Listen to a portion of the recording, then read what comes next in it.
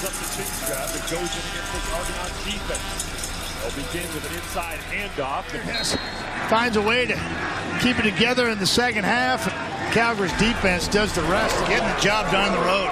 Tough out here tonight for the Calgary Stampeders. On to the next. Short week, big week ahead. Always grateful for a W, man. We got to get better. Okay, this is an interesting one. So I wasn't really into football until I got to high school. So I was a baseball player growing up because my dad was a coach. And so I was all baseball, everything. And then when I got to high school, my dad was like, hey, like you should try out for the football team. Like it's just something to do. Like, you know, I don't want you to just play one sport your entire life. Like, okay, well, what position? He's like, I don't know, I always felt like he had a pretty good arm. Like you should just try to play quarterback. Like it's probably the most fun position. Like, I don't know if you like being tackled. I don't know if you like to tackle. He was right.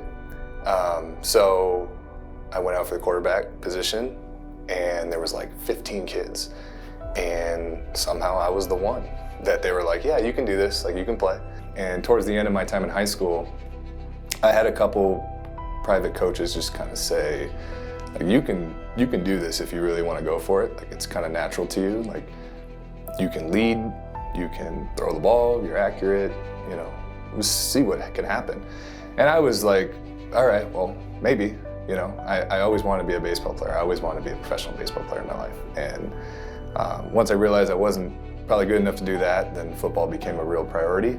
And so I really got serious about it going into my senior year of high school, senior year of high school. Naturally, I had the instincts to throw the ball from maybe different arm angles from the baseball background. And I've always been kind of an old soul, I guess. So I guess my maturity was also probably better than most kids when I was 14, 15 years old. So I'm sure they appreciated that as well. And I was accurate. And I think once you can have those three things, that's a pretty good base level for, yeah, you can do this. We'll see where it goes, but you know, you have a chance. I mean, we're a pretty obsessive sports family, to be honest with you. My two younger brothers played every sport growing up.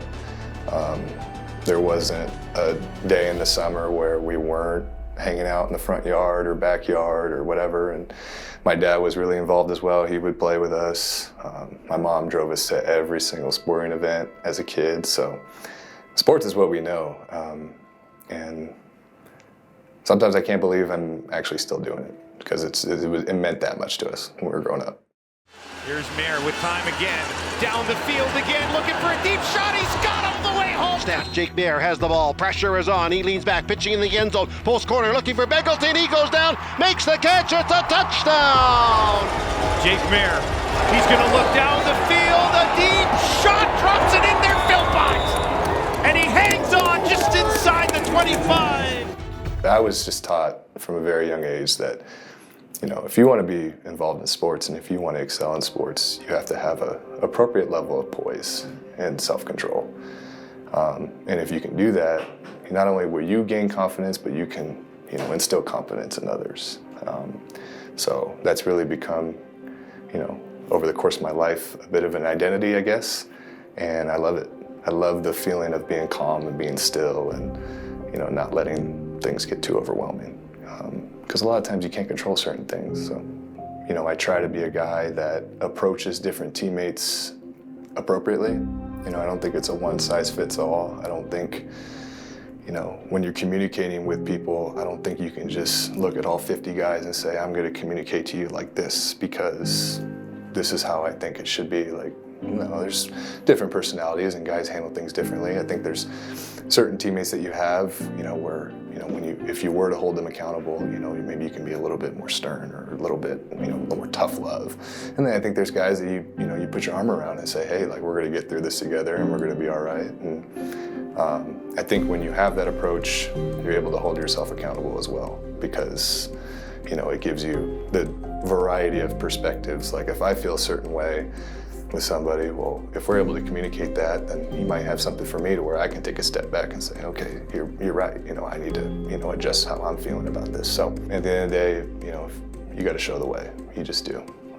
You can say anything you want. You can be as loud as you want, but if you don't show it, like in your actions and in your discipline and in just your day-to-day, you know, grind and mentality, people notice, you know. That's where, you know, guys get lost. I love Calgary. I just told somebody before I got here, like, it really has become a bit of a second home for me. I am a homebody person. I'm a big family person, so whenever I had to remove myself from my comfort zone back in California, I always felt like, man, I'm leaving home. You know, I got to go do this for, you know, 6 months, 8 months, whatever. And I'll get used to it, but it just won't feel the same. Here, I feel like, man, I'm pretty comfortable here. Like, I know where to go. I know what people I can hang out with. I know I have a good supporting cast of teammates. Amanda's really comfortable here, you know. Our dog loves it here because it snows, you know. Like, everything just kind of checks, you know, the boxes of, like, who I am personality-wise. Like, it makes sense. Like, I like to golf, I like to play football, and we like to go out to eat. And all those boxes are checked. So we're simple people at the end of the day, and it feels like a second home. In Calgary, they've got a great quarterback in Jake Maier. Tonight wasn't his night. First playoff start on the road, not an ideal situation. Agony is frustrating as heck, you know, like, you put in all that work all year, you feel really good about your game plan, you feel good about the guys around you. You know it's a challenge though, like, you know, hey, we can lose. Like, it's just competition, it's how it goes. They worked really hard too. They prepared great, they had good players too.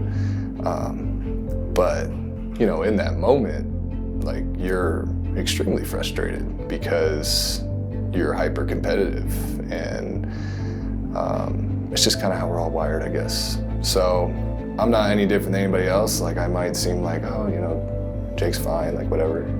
Like, no, I hate losing, you know. And so it was frustrating, but it was a hell of a learning experience. And I hate that sometimes I don't always like being told that, like, oh, you'll learn from that. Like, I wish I could have learned it a different way, but that's just how it went. I moved on. It is fun to know that we get to play in week 1, though, I will say. The only thing that changes, I think, naturally, is I think people have a different perspective of you, and I think you have a little bit more eyes on you because, you know, you are the quote-unquote, you know, quarterback of the team. But in terms of preparation, it's not like I came into this year saying, hey, you know what, like, I'm gonna, you know, do more than I did the last 2 years because, well, like, that means that you probably weren't given enough maybe the years before. There's little tweaks and there's little adjustments and there's things that you improve in your routines, but I wouldn't say that I've necessarily, hey, I'm just gonna flip the switch and, you know, do something totally out of the normalcy of what I do. For myself, just play well every day. And that doesn't just mean the games, it just every day, just be consistent, be yourself, be, you know, be what your team needs you to be. From a team perspective, I mean, we want to win. We want to win as much as we can. We want to get better every single week, which is really difficult because naturally a season's going to have its ups and downs. So even when you're going through the downs, don't look at it as, oh, we're getting worse. Like, no, we're all just being human. Like, it is what it is, you know. But and then ultimately you win a championship. That's why you play pro sports. That's why we get paid. We're expected to compete for a championship, and that's the #1 goal.